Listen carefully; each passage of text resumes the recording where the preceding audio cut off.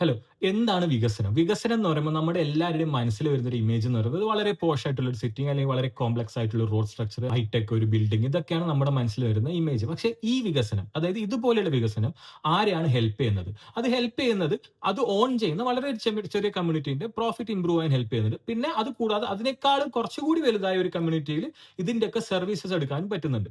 നമ്മൾ ആ വലുതായ കമ്മ്യൂണിറ്റീന്റെ ഭാഗമാണെങ്കിൽ നമുക്ക് തോന്നും അതാണ് ലോകം എന്ന്. പക്ഷേ യഥാർത്ഥത്തിൽ അങ്ങനെയല്ല.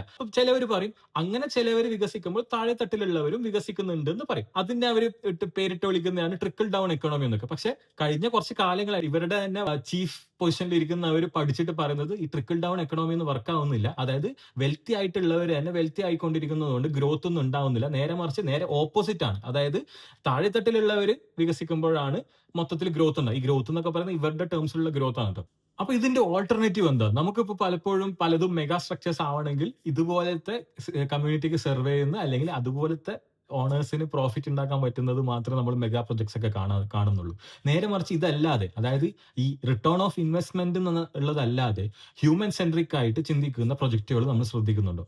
അതുപോലത്തെ ഒരു പ്രൊജക്ടിന്റെ കുറച്ച് വിഷ്വൽസ് ഞാൻ കാണിച്ചു തരാം. എന്നിട്ടായിട്ട് ബാക്കി അതിന്റെ ഡീറ്റെയിൽസ് സംസാരിക്കാം.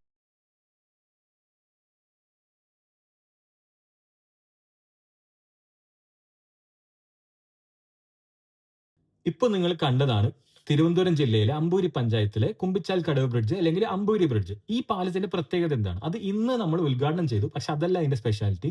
അതിന്റെ സ്പെഷ്യാലിറ്റി എന്ന് പറയുന്നത് അവിടെയാണ് ഈ നെയ്യാർ ഡാം.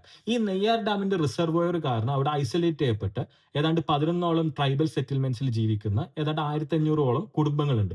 അവർക്ക് അവിടുത്തെ ടൗൺ സെന്ററുമായിട്ടുള്ള ഏക കണക്ഷൻ ആയിരിക്കും ഈ പാലം. ഈ പാലത്തിന്റെ പ്രത്യേകത അതാണ്. കഴിഞ്ഞ ഒരു 50 ഇയേഴ്സ് ആയിട്ടുള്ള ഇവരുടെ ആവശ്യമാണ് ഇങ്ങനെ ഒരു പാലം. കാരണം ഇത്രയും കാലം അവർക്ക് എന്ത് എമർജൻസി വന്നാലും അവിടെയുള്ള തോണിയോ ചങ്ങാടോ അങ്ങനെ എന്തൊക്കെയല്ലേ ഉള്ളൂ. അതായത് ഇപ്പൊ മെഡിക്കൽ എമർജൻസി വന്നാൽ പോലും അത്, അല്ലെങ്കിൽ ഇപ്പൊ അവർക്ക് ഈവൻ ഇപ്പൊ അവരുടെ റേഷൻ ഷോപ്പിലേക്ക് ഒരു സാധനങ്ങൾ വരണമെങ്കിൽ പോലും തോണി സംഭവങ്ങൾ, അല്ലെങ്കിൽ ഇപ്പൊ അവർക്ക് എന്തെങ്കിലും ഇമ്മീഡിയറ്റ് ആയിട്ട് ഒരു തരത്തിലുള്ള ട്രാവലിംഗും പറ്റാത്ത ഒരു അവസ്ഥയിൽ നിന്ന് അവർക്ക് ഒരു സൊല്യൂഷൻ ആണ് ഈ ഒരു പാലം. ഈ പാലത്തിന് നമ്മൾ കിഫ്ബി വഴി ഏതാണ്ട് 23 ക്രോർസോ മറ്റോ നമ്മൾ ചെലവിട്ടിട്ടാണ് ഈ പാലം ഉണ്ടാക്കുന്നത്. അപ്പൊ ഒരു നോർമൽ ഒരു എക്കണോമിക്സ് വഴി ചിന്തിക്കുമ്പോൾ ഈ വെറും ഒരു 1500 കുടുംബങ്ങൾ അവർക്ക് ഒരു സൊല്യൂഷൻ ഉണ്ടാക്കാൻ വേണ്ടി ഇതുപോലുള്ള ഒരു ചെലവ് ഉണ്ടാക്കണോ എന്നുള്ളൊരു ചോദ്യം വരും. അതായത് നേരത്തെ പറഞ്ഞ റിട്ടേൺ ഓഫ് ഇൻവെസ്റ്റ്മെന്റ് അത് വെച്ച് നോക്കുമ്പോൾ ഇമ്മീഡിയറ്റ് ആയിട്ട് എന്തായാലും ഒരു പ്രോഫിറ്റിലേക്ക് ഈ സാധനം എത്തില്ല. ഇവർക്ക് ഉണ്ടാകുമ്പോൾ ഈ പാലം കൊണ്ട് അവിടെ വരാൻ പോകുന്ന മാറ്റങ്ങൾ അത് അത് ഒരു ലോങ് ടേം എഫക്റ്റ് ആണ്. അപ്പം ഇതാണ് ഒരു ഓൾട്ടർനേറ്റീവ് തിങ്കിങ് എന്ന് പറയുന്നത്.